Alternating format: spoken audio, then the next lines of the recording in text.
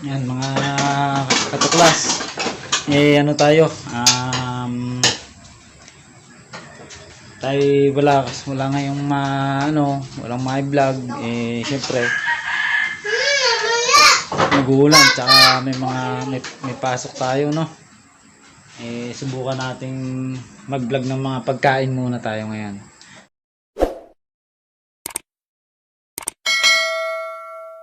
Sisig na sardines. Sisig with sardines, no? Yan. Subukan natin. Yan yung ating sardines natin, tsaka itong mga natin. Nagayat ko na. Mas maganda dito, white onion. Nakalimutan ko bumili kanina.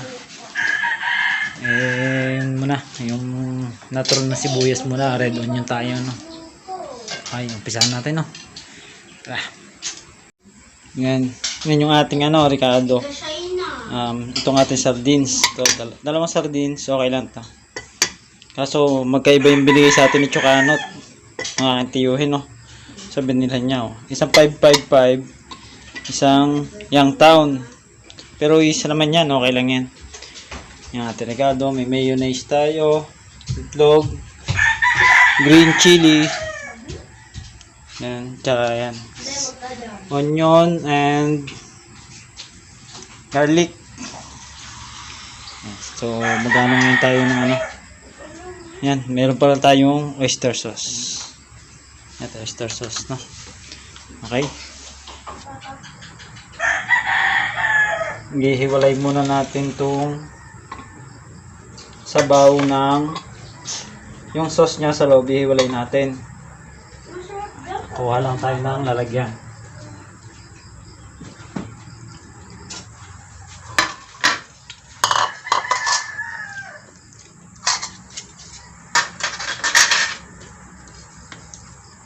Ibubuhos muna natin to dito sa isang mangkok na to.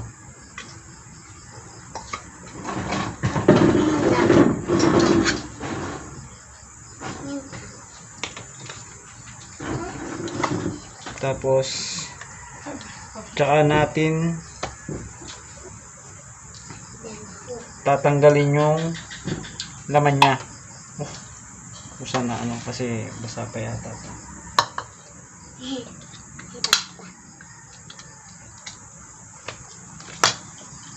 Doon kayo kumain. Ikaw po kumita.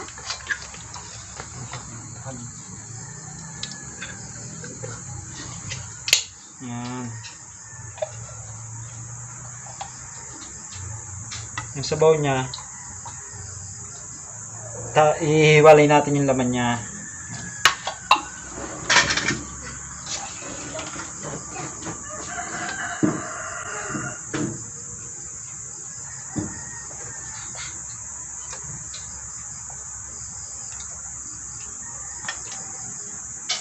Hindi tayo makapag-vlog ngayon ng mga adventure kasi may pasok, trabaho, tsaka tayo ngayon. Hindi tayo makapag-vlog ngayon ng mga adventure. Kasi pero meron tayong going to Cavite naman tayo next na natin na pamamana. Sa Cavite naman tayo, Cavite. Kasi nung nakaraang kami, last punta namin doon sa Cavite, marami tayong nahuli ng mga alimangot, alimasag. Ngayon, may naisip akong gawin na luto. Yan muna ating bablog na. Dito sardines o sardinas.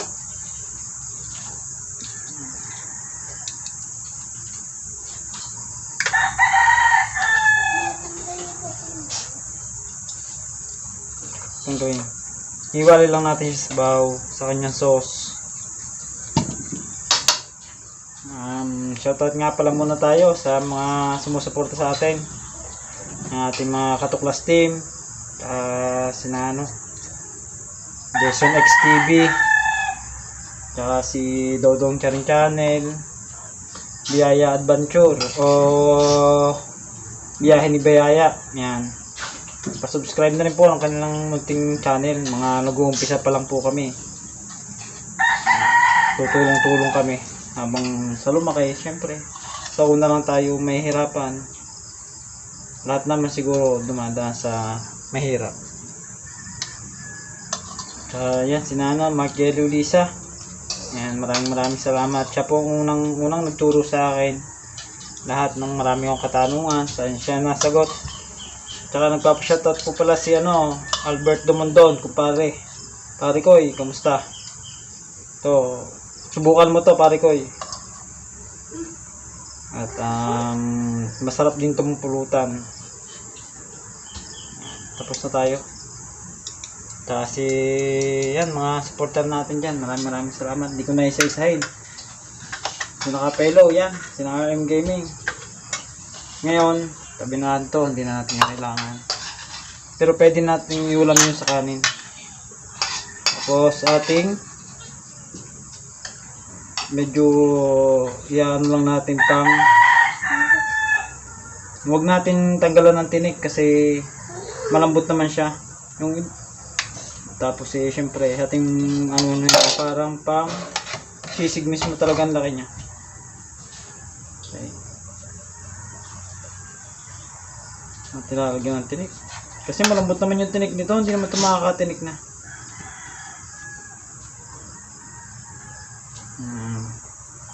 Yung mga anak ko nanonood sa akin, parang matutol din sila. Sabi ko huwag maingay. Ngayon, yan, panoorin niya lang tayo na kung paano gumawa ng sisig sardines. Sarap to pangulam, lalo na siguro kung pulutan. Try natin to ngayon.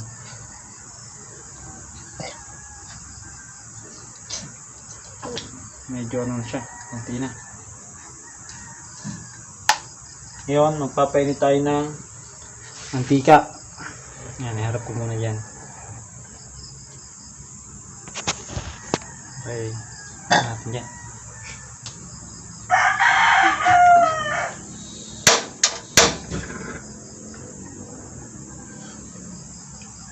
Pwede tayo ng mantika. Ito mantika natin, ordinary mantika lang ating gagamitin.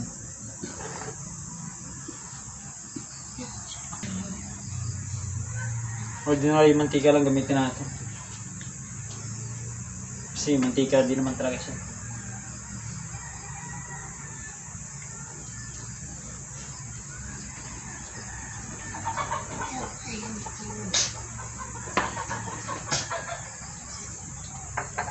And then syempre pa tayo na panghalo. Ayan, ito ang ating mahiwag ng sandok.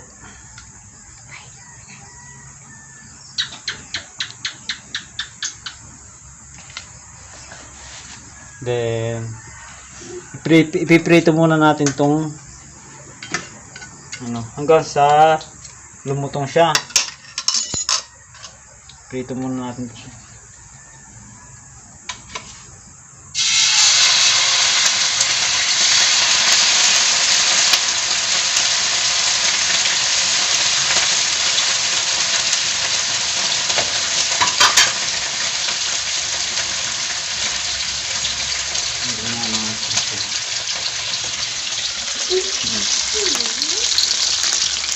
Dito muna lang natin. Pag medyo malutong na, syempre atin yang ilalagay na yung konting ingredients natin. Simple lang magluto.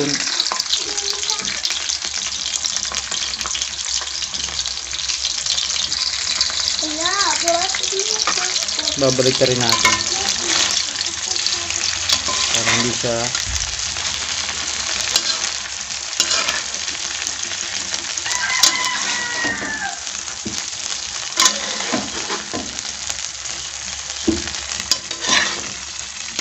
hintay lang natin siyang lumutong.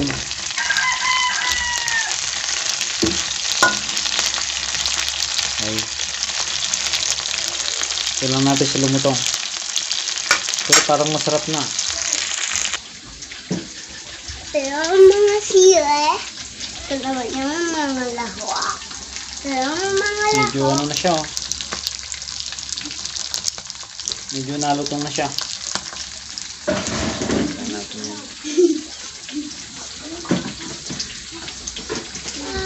Yan o mga bossing. Halagang 100 pesos. Meron na kayong masarap na ulam. Yan, may kalamansi tayo. Syempre, ang dami. Magagawa si Papa.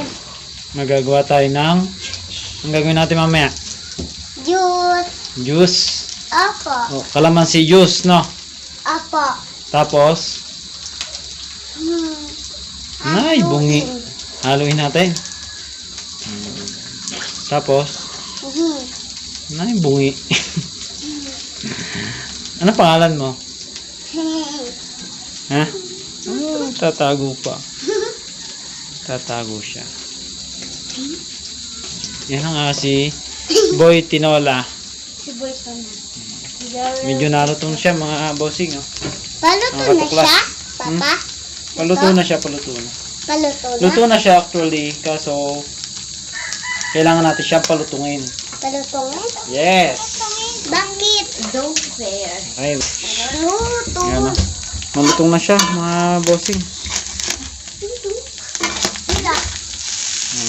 Malutong na siya.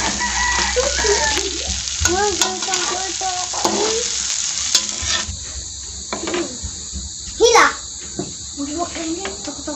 To.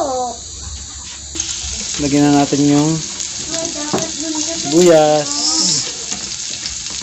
Sibuyas muna unahin natin dahil medyo malalaki yung kanyang gayat.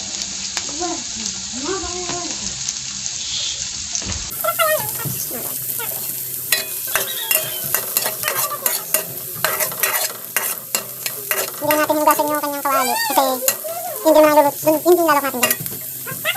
Saka ito, lasa natin. Garlic. Ito na.